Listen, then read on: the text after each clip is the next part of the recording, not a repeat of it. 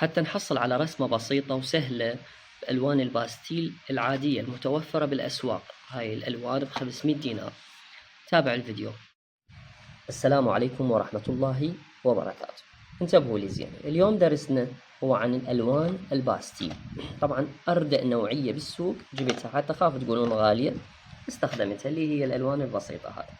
لكن قبل معرفة الألوان أو شغلها لازم أعرف شيء اسمه التدرج المنظور اللوني. شلون أعرف تدرج طبعا هو يجي مصفطات حسب المنظور اللوني، بس تدرج المنظور اللوني دائما هو شنو؟ الأحمر أقرب الألوان، الأحمر أقرب الألوان، بعده يجي منه البرتقالي اللي هو شوية أبعد من الأحمر، بعد البرتقالي الأصفر، وبعد الأصفر الأخضر، وبعد الأخضر الأزرق، ومن ثم النيلي، وأخيرا البنفسجي.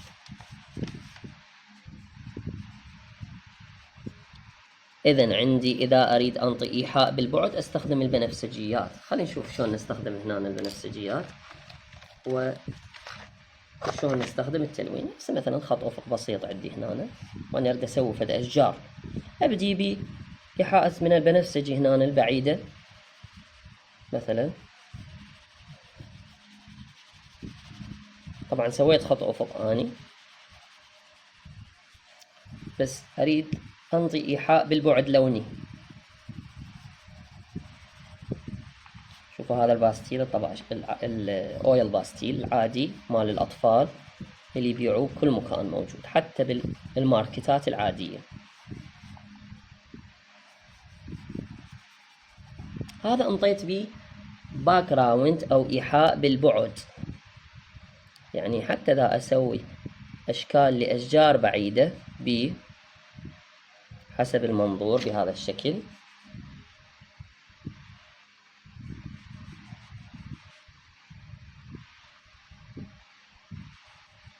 هي هاي الأشجار بعدين راح تبين باك جراوند، خلفية للي أطوخ منها، يجي من اللون من الألوان، منظور لوني، مجرد منظور لوني.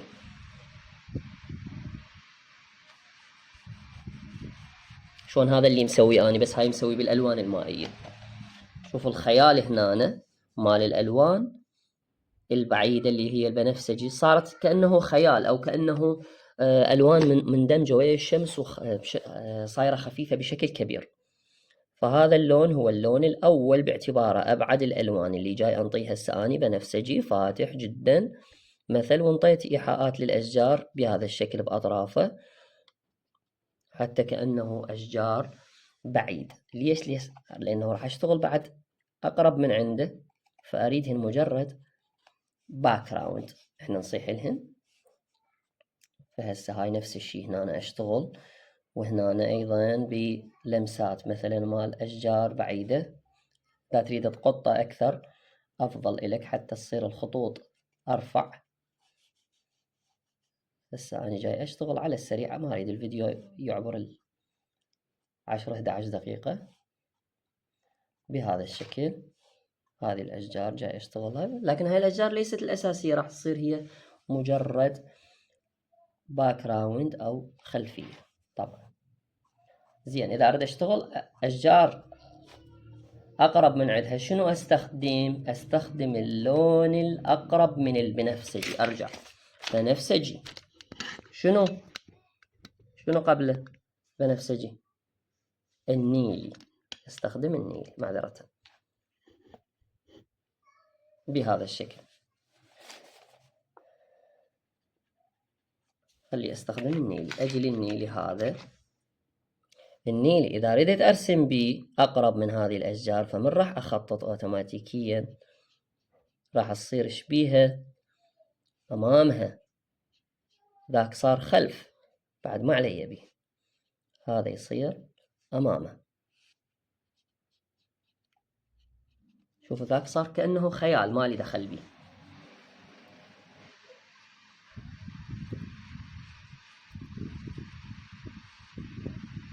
وكلما أتقرب لهنا للقريب، هذا مثلا هذا للقريب، شنو أستخدم إذا أريد أزرق؟ ممكن درجة من درجات النيلي، أو أعبر الأزرق أستخدم أخضر.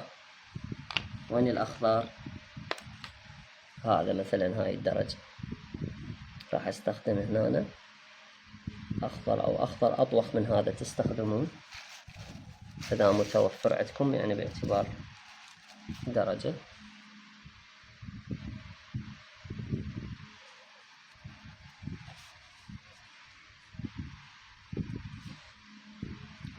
املي أشجار، منظور. هاي لا تخاف من عندها، كلها دمج، هاي تصير دمج بعدين راح تبين عندنا. لو نريد نسوي أرضية خفيفة ناخذ أفتح لون من الأخضر مثلا، أنطي هسه بالشغل مالتنا.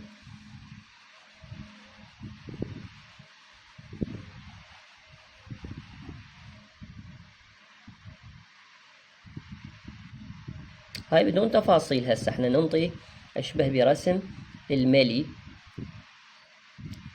بالمنظور اللوني.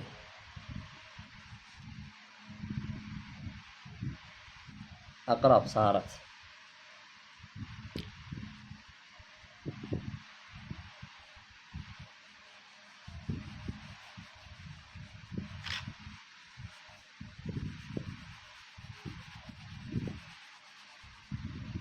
ليش بعيدة صارت؟ شوفوا أول نوع من الأشجار اللي رسمناها صار بعيد خلص.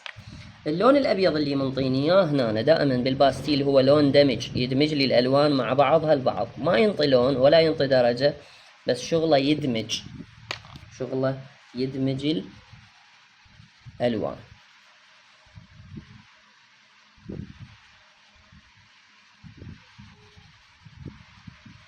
لو ردنا نسوي في الأشجار، شايفين البساتين تصير بها أشجار مال حمضيات أو ما شابه جو النخيل. الأبعد من عندها حتى أعطي إيحاء بالبعد تاخذ لون نيلي، أبعد من الأخضر، والأبعد من الأخضر والأزرق اللي هو ألوان من البنفسجي.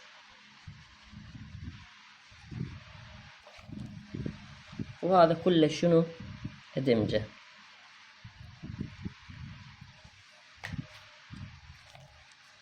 وارجع املي اطراف الاشجار اذا بعيدة،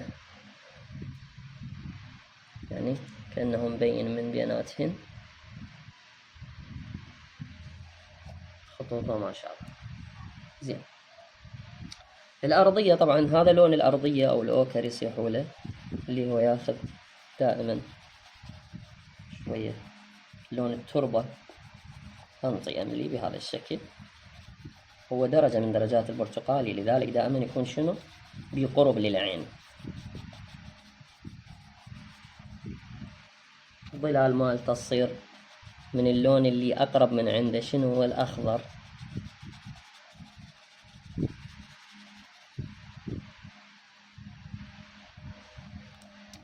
تريد تعطي لون أطوخ من الأخضر تمزجه ويا من؟ ويا الأزرق.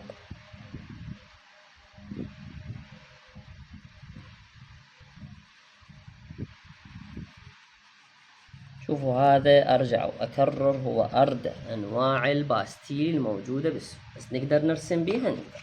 احنا قلنا أبعد سماء هي هذه، أبعد سماء هي هذه اللي قريبة من خط الأفق، وأبعد أرض هي هذه. لذلك إذا أريد أرسم السماء شوية أنطي بأطرافها بالمنطقة القريبة لون طوخ، وهذا اللون الطوخ كل ما أتقدم نحو البعد أبتعد شبيه يتفتح اللون.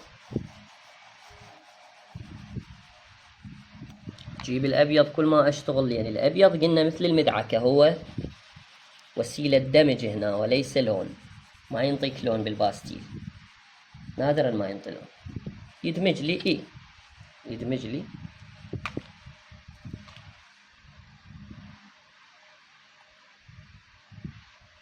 الظل والضوء. الأخضر الإضاءة مالته تكون من الأصفر حتى تعطي ظل وضوء. طبعا الحلو الباستيل ينطيك مرات انه تقدر تحزز هيك، شوف، حتى تضيف إيحاءات للأشجار، يحفر بهذا الشكل. فأنت تقدر تنطي من عنده، لأنه مادة الشمع مالته قوية جدا. فحتى من تعطي لون هنا مثلا، ننطي لون، خلي نستخدم مثلا هنا لون كأنه اكو اعشاب، لون قوي بهذا الشكل. وتيجي شو تسوي لهذه الاعشاب؟ تسحب من عندها بضوء. هسه هذه انا قصبة ماكو كل شو ما بيها، بس قاع اقشط بيها اللون، اخذه يعني اخذه اسحبه. ايش راح يصير عندي؟ كأنه ايحاءات بي انه اكو عشب هنا، حتى الانارة هنا من اريد انطي. تمام، زين. قلنا كل ما نتقدم نحو الاشجار تاخذ لون اقرب، يعني هاي اخذت اخضر هنا، بس هم تعطيها ظل وضوء، يعني اخضر طوخ واخضر فاتح، ولا انسى الضوء اللي يكون بالاصفر. اجي اكمل هذه الجهة. هسه انا بشكل بسيط انطيت هنا، انطي لون اطوخ من الارضية او ظل الارضية اللي هو اللون الجوزي. وين الجوزي؟ هنا هذا. اقدر انطي ايحاءات بي للارضية الاطوخ. خلينا نقول اني عندي شجرة هنا قريبة جدا،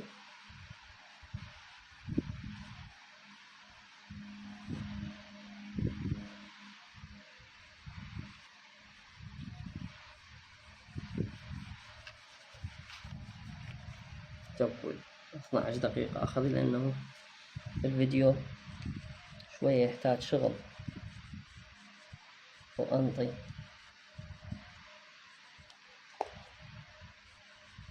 بهذا الباستيل أملي هيت. الشجرة صارت كأنه قطعة واحدة، بس أخلي بيها ظل وضوء.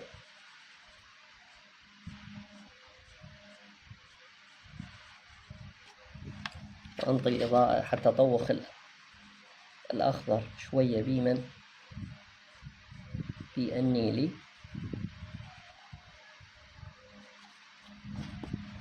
وجهة الضوء أعليها بالأصفر. ومن ثم أقدر أجيب هذا الشغل مالتي هنا حتى أسوي شلون السعف، قشط.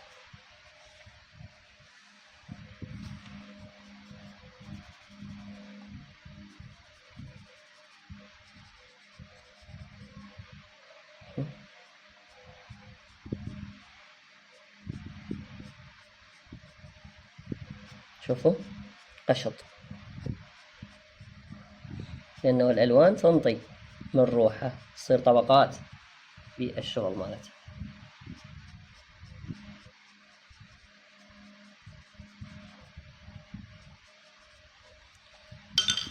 خليني نملي هذه الأرضية كلها بالألوان القريبة، الألوان القريبة من الأصفر بالبداية مثلا، والبرتقالي والأخضر، هذين كلهن ألوان قريبة. وظلالهن مثلا من الأخضر.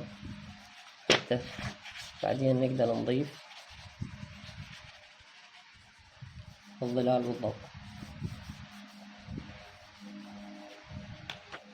هنا أنا مثلا نضيف درجات طوخ.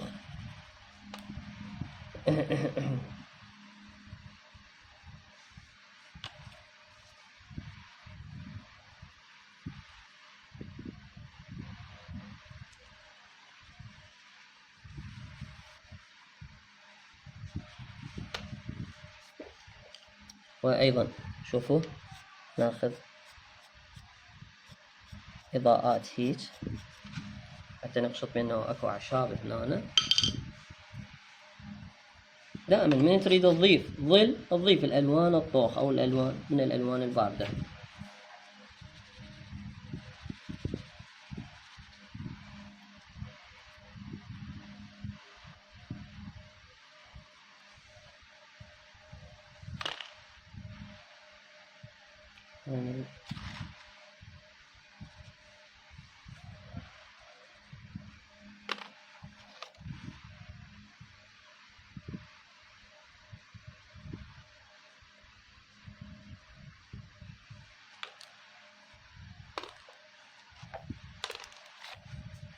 راح تصير قبلهن بلون جوزي.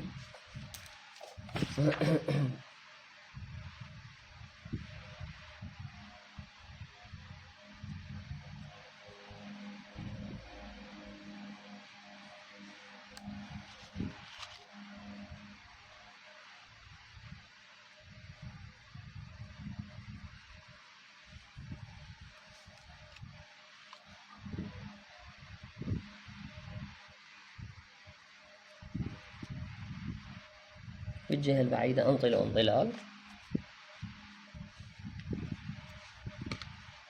وبعدين هاي الإضافات مال شو اسمه تقدر تضيفها.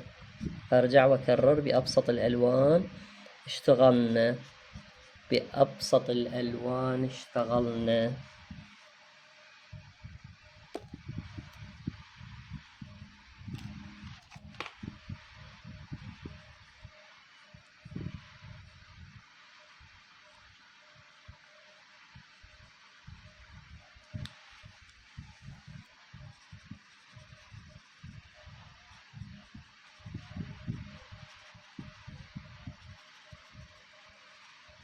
جدا مفيد أنه تنطي هذه الظلال اللي هي سحب الظل والضوء. شوفوا سحب تاخذ من عندها، تقدر تسوي أعشاب بالسحب هذا.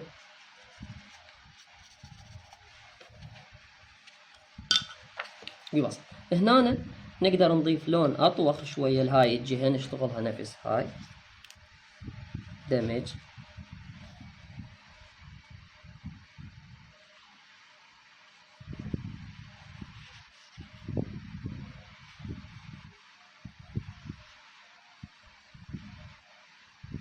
ليش تضيع تصير باك جراوند.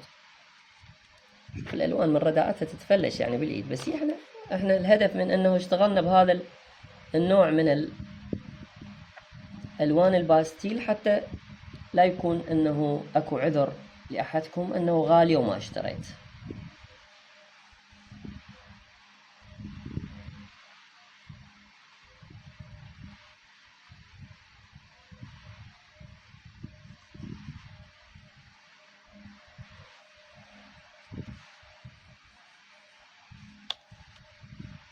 أنا ممكن أقرب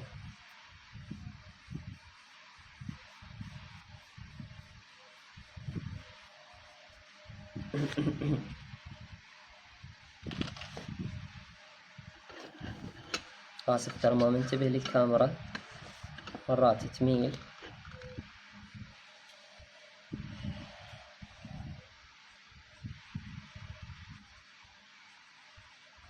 وهذا متداخل، خطوط نسويها متداخلة مع رسم أشجار النخيل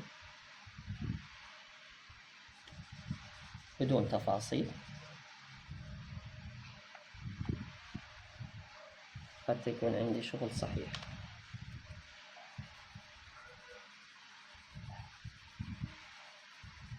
أنطي درجات قوية ما بين النخيل هنا كأنه فد إيحاءات لأشجار بينها أو شيء. اللون الطوخ هو اللون القريب أقرب.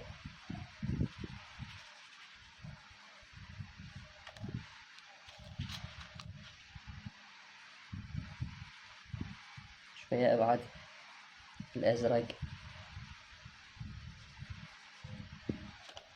وأبعد من عندهن البنفسجي. ملي يصير ملي.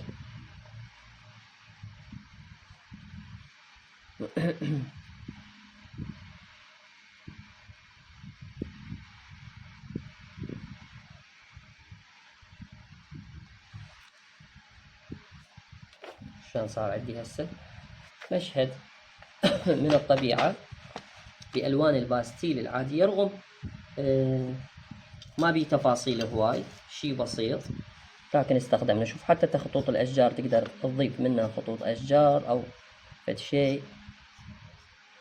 واسطة الحز، واسطة هذا الحز تحزيز، يعني أنت ترسم ممكن شجرة كاملة بواسطة هذا التحزيز أو سحب اللون إحنا نصيح له.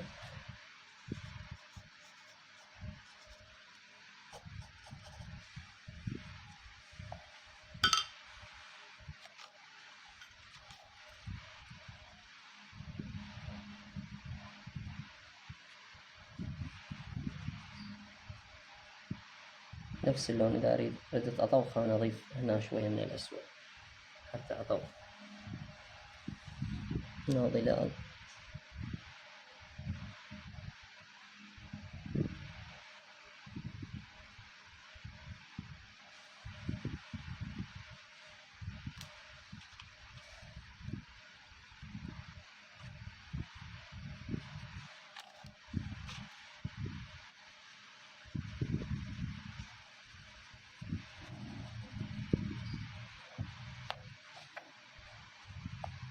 وتقدر تشتغل بيه بعد أكثر من هذا الوقت اللي اشتغلت أنا بيه، بس احنا على وجه السرعة حتى نبين شلون نقدر نلون. بعدين شوية قصرت أنا باستخدام اللون الأبيض مال الدمج، لازم أنت تدمج، كل ما تدمج راح يصير شغلك أحلى وأصح وأفضل.